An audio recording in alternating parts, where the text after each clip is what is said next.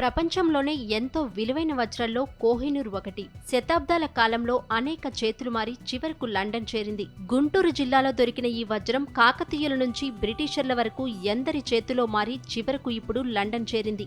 అయితే పురుషులు దీనిని ధరిస్తే అరిష్టమని, మహిళలకు మాత్రం ఇది బాగా కలిసొచ్చిందని చరిత్ర చెబుతోంది.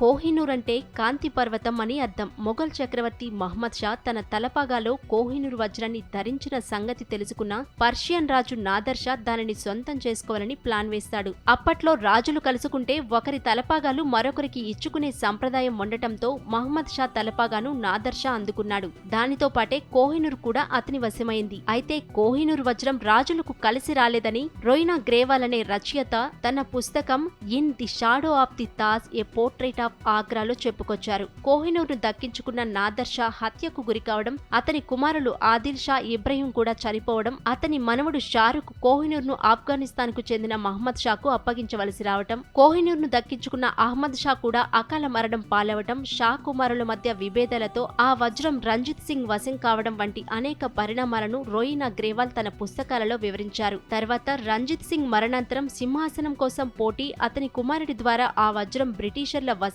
కావటం, తర్వాత దానిని బ్రిటిష్ రాజవంశంలోని పలువురు రాణులు ధరించడం వంటి ఘట్టాలను ఆమె వివరించారు. అయితే మొత్తం చరిత్రను పరిశీలిస్తే అది పురుషులకు అరిష్టంగా, మహిళలకు అదృష్టంగా మారిందని తెలుస్తోంది.